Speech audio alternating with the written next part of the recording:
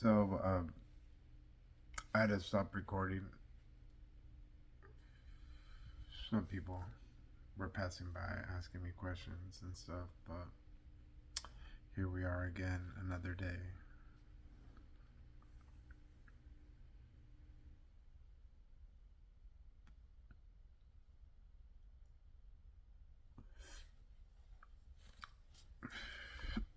So we're gonna finish reading chapter 3 of the ancient secret of the flower of life. So excuse me. Here we go. I'm probably reread what I read when I stopped, but um, let's get into it. Thank you for tuning in. If this is your first time tuning into my channel, thank you for coming. And hit the like button, hit the subscribe, hit the notifications. No, I'm playing. Don't do none of that. Here we go. Well, not only is there an ozone hole at the South Pole, but there's one at the North Pole now, and the rest of the ozone is Swiss cheese. In 1991 or 1992, there was a major television production on the ozone hole. It brought together all the major people who were involved in studying this, and they discussed all the pros and cons. They interviewed a particular husband and wife team. I don't have their names, but they also wrote a book on this very subject several years ago, predicting that the ozone hole was going to happen.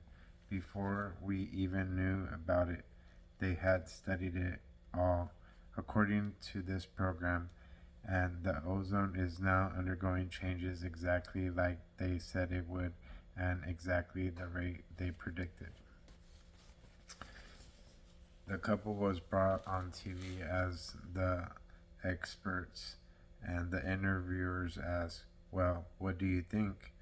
This interviewer was kind of puppy like, asking, "What are we going to do? You guys know everything about it, so what are we going to do about the ozone?" The husband said, "There's nothing we can do." I don't believe they like to hear statements like that on major channels.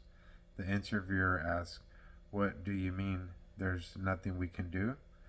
The author said, "Well, suppose we get the entire world to cooperate, which is the first thing that would have to happen. And we can't even do that now. Some 15 years later, suppose we do get the entire planet to say, okay, we'll stop it all today. No more of these chemicals that are destroying the ozone will ever be used again." The author said, "Okay, suppose we did it. Suppose we got the whole world to stop and still doesn't solve the problem." And the interviewer said, "What do you mean? Wouldn't it just heal itself?" The author answered, "No, because the spray can that you sprayed yesterday sits on the surface of the ground, and the CFCs take 15 to 20 years to rise to the ozone layer. This layer that's slowly rising and eating the ozone will continue for 15 to 20 years, even if we stop everything today. And it will continue to eat it faster and faster because we've used more and more of these chemicals in recent years," he said. "There won't even be an ozone layer. I think," he said, "in 10 years. I see no solution at all. If we lose our ozone, we're in big trouble. All the animals of the world will go blind. You won't be able to go out during daytime without a spacesuit on, meaning every square inch of your body will have to be covered, special UVC goggles and everything. In a short time, the UVC light would eventually kill you, and we're rapidly approaching that. If you don't think So read the Wall Street Journal reported in January 1993. The journal was reporting what's happening in southern Chile, which is close to the ozone hole at the South Pole. The animals are starting to go blind. The people who live there have thick, dark skin and they've spent all their lives outside, but now they're getting burned in the course of everyday living, and it's spreading north from Chile and starting to happen everywhere. Because of the Swiss cheese effect of the entire ozone layer, places all over the earth are becoming unsafe. You never know where these spots are going to be because they move over the face of the earth from year to year. This ozone problem is happening now, not tomorrow or later or maybe someday. It's occurring at this very minute. Given another few years, we're going to be in really serious trouble. Okay. They knew about the ozone problem at least as far back as when Reagan was president. When the environmental agencies asked him, "What will we do about this ozone problem?" Reagan was really flippant about it. He said something like, well, just issue raincoats and dark sunglasses to solve the problem." Just like that? What the heck? We're talking about our very lives here, our very existence, and the governments are continuing as though it doesn't even matter. Why would they not care? Maybe because they're reptilian. Imagine if that's why. Maybe they like a warm planet. A warm planet for reptilians. Yeah, that's your plan. Warm up the planet, and they, can come let their real skin show. The greenhouse ice age. In the first 7 days in office, President Bush was approached by 700 environmental groups, 700 of them in unity and agreement. They said no to Bush. We have an even bigger problem than the ozone and the oceans. The biggest problem that we know of it is the greenhouse effect. If the greenhouse effect is not checked very soon, it's going to destroy the planet. This is what they had agreed on and what they believed was the truth. For a while, Gorbachev and the world's government were talking about how they were going to put space stations up there to monitor the environment and move with responsible action. Gorbachev was gung ho, gung ho on the whole thing. Then I guess they gave up on it, just quit. Though they're still watching these things very carefully, it's pretty hopeless situation. Figure 3 to 7 is a satellite photograph of the ocean taken from above Australia. That dark blotch above Australia and New Guinea reached the hottest ocean temperature in recorded history. In 1992, it was 86 Fahrenheit in that spot. That's 86-degree ocean water. If that continues to spread across the equator, it's going to do exactly what John Hammaker has predicted. If you're familiar with Hammaker and his theories, he has powerful evidence that as this water heats up, something very different from a hot planet will happen. It's going to be a tsunami. No, it's heating up right there. Well, this is like 10 years ago, 20 years ago, I think. So, update June 1996. A new possibility has been given to us. Perhaps we have found a way to heal the earth of her environmental problems. This is the work of the New York shop we call the Earth Sky. As much as I would love to tell you where the work of the Flower of Life has taken us, this is not the time. A new book will have to be written because this new information is too vast to discuss in a simple update. All I can say is that I am very optimistic for the 3D survival of Mother Earth at this time. Okay. So here's where we left off. It's going to be a cold one. Very, very cold. Dr. Hamaker predicts an ice age descending upon us within a few short years. I won't go fully into the dynamics of the so-called greenhouse effect, but an intimate part of it is tied to rocks, minerals, and trees. One average acre of trees holds within it 50,000 tons of carbon dioxide. When trees are cut down, burned, or just die, all the carbon dioxide gets released into the atmosphere. And when the atmosphere contains a certain level of carbon dioxide, it activates the beginning of an ice age. Hamaker found proof that this is what triggered the last few ice ages on this planet. He found his evidence primarily from studying core samples taken from ancient lake beds. The core samples show, by simply looking at the pollen count, that the Earth 4 million of years that the Earth 4 millions of years had a cycle of 90,000 years of ice, followed by a temperate period of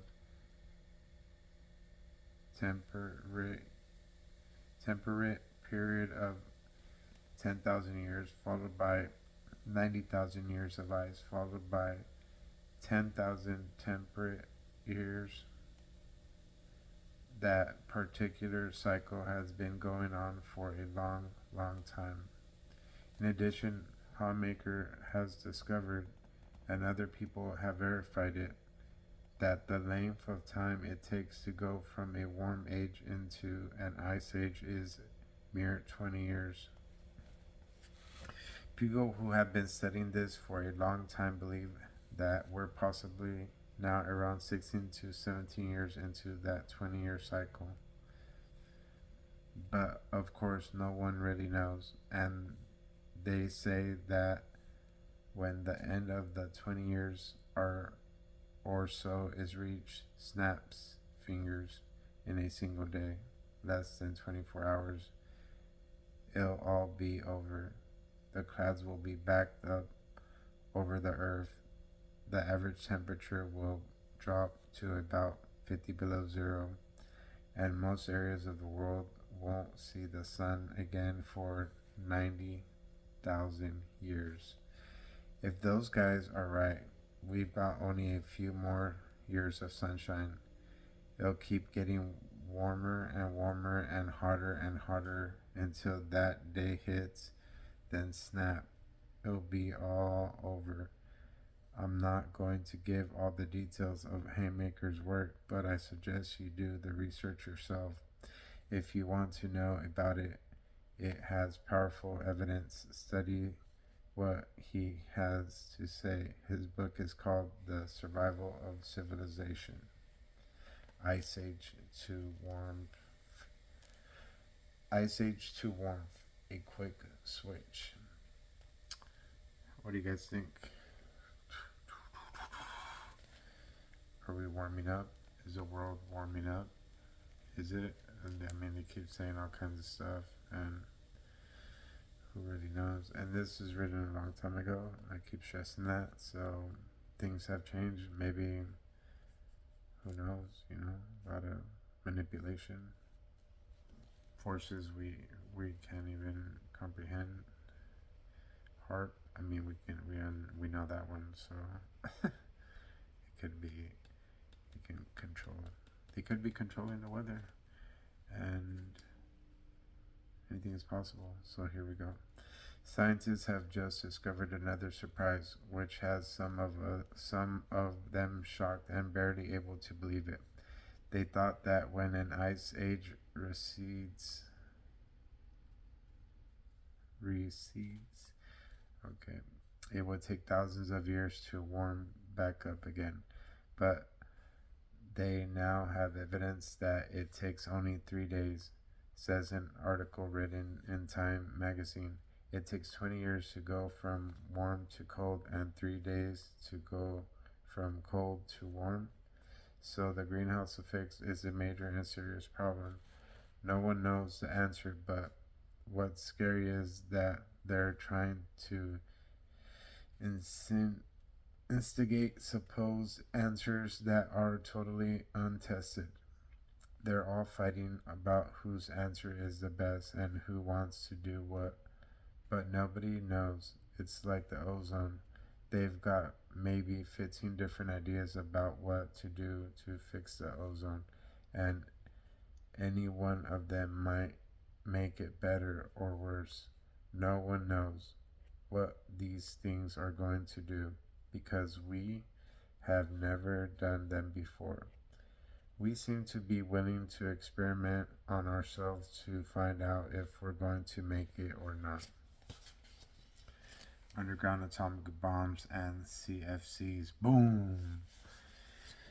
What does that mean? And then China, speaking of that, did they just, or when did this happen? I don't know, but they blew up some bombs. They've been blowing up some bombs, and who doesn't? And they're saying they were having some. It's a couple of years ago. They were having the underground military wars underground. Sure, they could be fighting everybody: the giants, the reptilians, the greys. So here we go. On top of that, all kinds of other problems are occurring.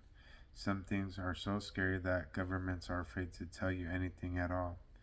They won't tell you about one thing that I simply have to talk about because it's so important that somebody has to say something. I know they don't want me to talk about this, but I don't think they'll stop me. We're finding CFCs in the upper atmosphere now. Authorities in the government have been saying that CFCs products like Freon will float up there because they're lighter than air. But guess what? And you scientist types can check this out. CFCs are not lighter than air. They're 4 times heavier than air. They sink. They don't rise. So how did they get up there? It might have been the 212 above ground atomic bombs that our governments have blown off in the world. Many people suspect that that's how all those CFCs got up there in the first place, and that it really wasn't us who caused most of the problems with our air conditioners. It was the atomic governments of the world. Yeah, I wouldn't doubt that. And you know they always lie. You know the government always lying, try to accuse you of lying when they're lying.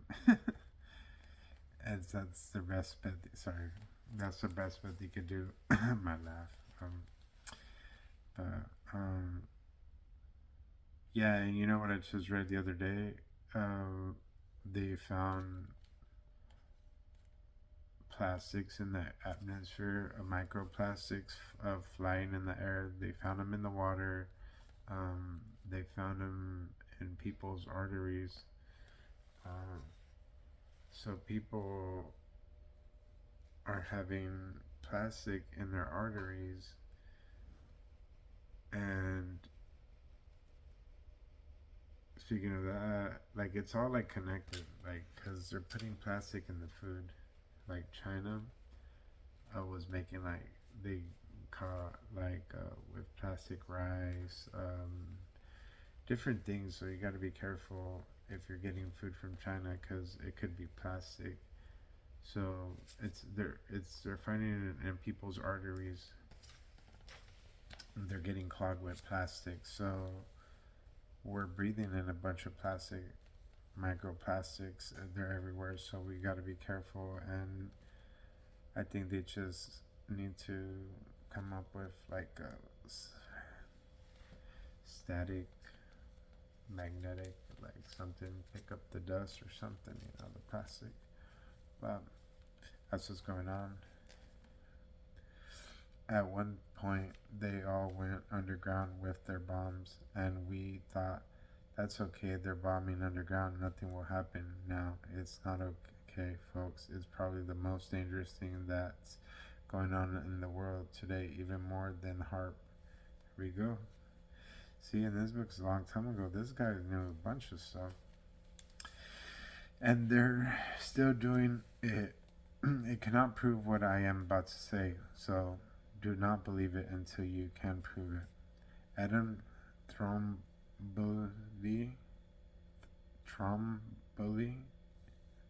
I butchered it like always, a famous scientist who has accomplished important work in science, has been monitoring the underground atomic bombing around the world. He probably knows more about this than any other person in the world. Even the governments recognize this.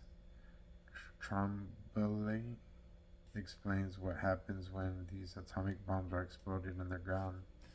The energy doesn't just sit there, it has to go somewhere, so it goes shooting through the earth, bouncing off its insides, ripping apart the plates, and doing incredible damage as it goes bouncing around like a ping pong ball. This bouncing effect inside the earth continues for about 30 days after the explosion. Thromboli, much like Jackie's Costia,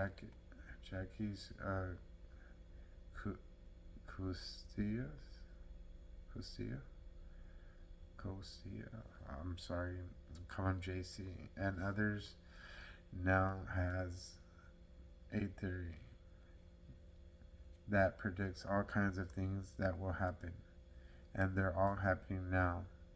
Things like the Indian Ocean dropping 23 feet over a very short period of time was predicted by Trombley at least 10 years ago, just as JC had predicted the depth of the Mediterranean Sea in 10 years. Many brilliant people are speaking out their truth, but few people are listening. If Trombley is correct, we're only a few more atomic bombs away from the whole planet literally splitting apart in little pieces. The governments around the world have been on red alert since about 1991 over the changes happening to Earth, but that were predicted by Trombley. They're scared to death, yet I believe China just blew up another one. Speaking of China, see, that's why this book is so like very important. Like I think like you should read it because it's like it's very relevant to what's happening now. And part volume 2 gets really deep with like the meditation part of this. This is just like the warm up, and it shows you meditation techniques, a lot of different things. If you really get into it, you can blast off into the future, the past, and that's what we're doing. Blast off, and that's where they're blowing up bombs.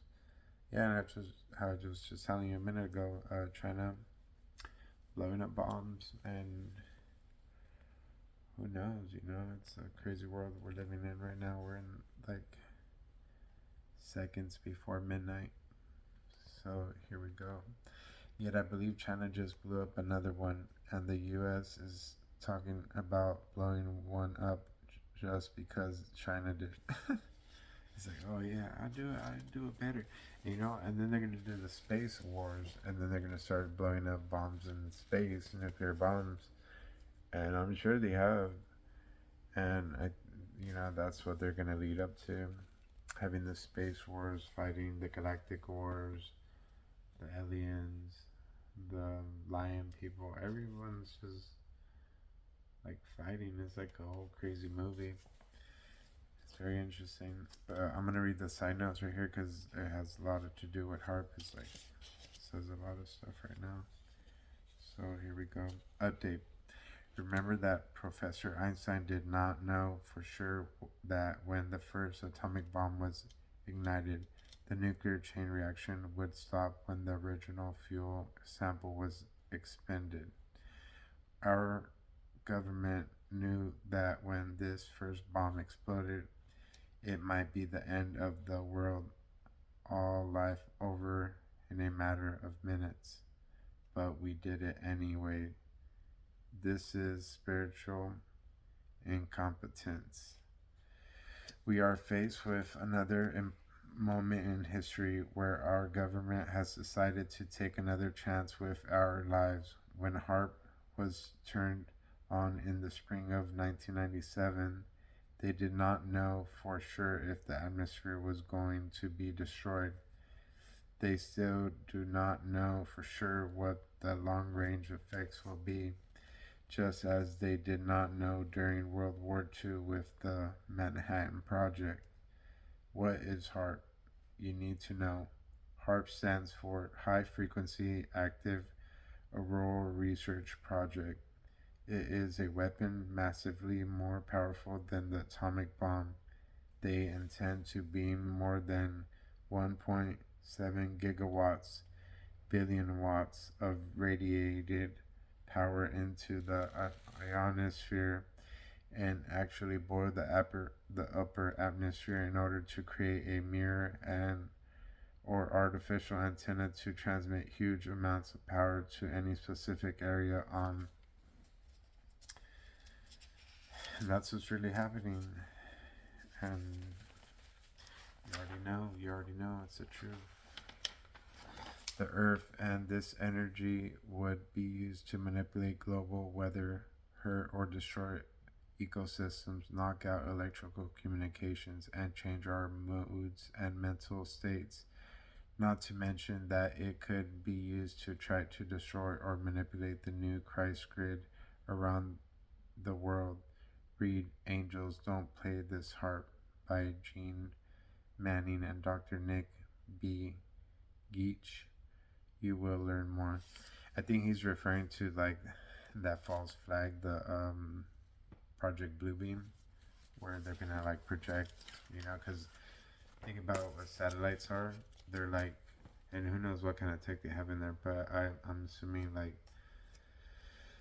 they have projections and like holographic projections that are so lifelike. They're real because it's like the holodeck, and if you guys like seen a couple years ago, it's probably like 8 years now, they made a holographic butterfly, and it's like a cube, a square, a cube, a box, and they made it with like lights, like crystals and lights and sounds, and basically it's a real holographic butterfly, and it's like whatever they program it, whatever color they want, but that's gonna lead to synthetic life, like with the exon bots and all the like the synthetic cells and all the stuff they're working on. But yeah, I think that's what. Well, yeah, I got way off topic, but the Project Bluebeam. I think I gotta read this book.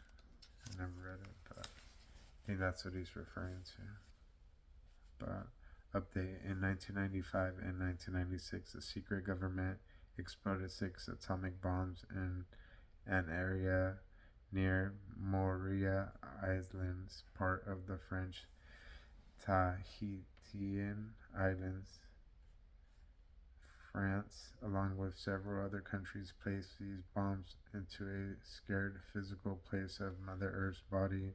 If they had done this to your mom, you would have called it violent rape. They were neutron bombs, which do not destroy structures but merely destroy all life in the region. If the Earth were a woman, the area where they deliberately placed the bomb would be her perineum. Perineum. Going straight through the Earth from there would be Earth's crown chakra, which just happens to be the Great Pyramid region in Egypt. This became the focus of attention for the secret government, shut down the entire Great Pyramid, not allowing anyone to come near for 3 days so they could test the results in the conscience of the planet. They were trying to destroy a specific field of energy that was grown to enclose the Earth. You could call it one of Earth's memory banks. You and I call it Christ consciousness. They, the secret government, which is still you and me, the secret government, which is still you and me, were fearful of this new consciousness, but I believe now it has been mostly resolved. The polarities of the Earth are slowly merging.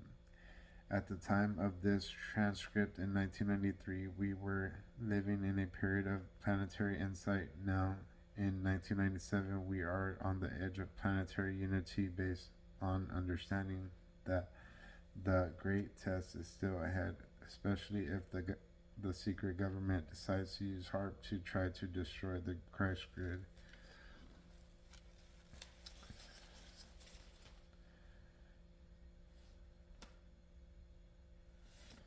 Very interesting. I'm just getting like all these flashbacks, like reading all this stuff.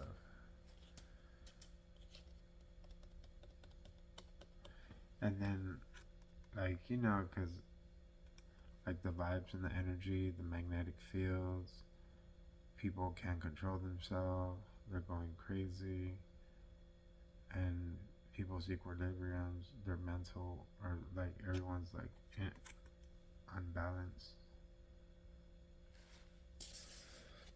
And I think that's what they want. They want all this unbalanced people creating problems. And maybe it's the reptilians that are like getting off on all that stuff, and then the dark forces too. And then I was thinking the other day, maybe the reptilians are working with the dark entities. I mean, they probably have to be, right? Work with the bad works for bad, good works for good. Okay. Anyways, life goes on. It's a good thing there are other levels to our spirit than just the physical. Amen. If it weren't for the ascended masters and our higher aspect, we would be in a hopeless situation. But because of the work of the other great souls, you and humanity are just beginning to live. You will soon be birthed into another new, clean, and beautiful world. Thank God. And there's no one else to thank but God. Amen. We're going to be okay through all of this, and yet I will continue. Amen. Don't have no fear. No fear. No fear. I'm talking for myself too, because these things, like, just you like want to shake your soul out of your body. The Screecher Memorandum on AIDS. Yeah, and I have a crazy dream. Like, I don't know if I should share it now or before this. And when did I even have the dream? And I think it was after this. When I had that dream, I think I read this when I read this like almost 15 years ago, this book. I think, yeah, it was around that time I had this crazy dream.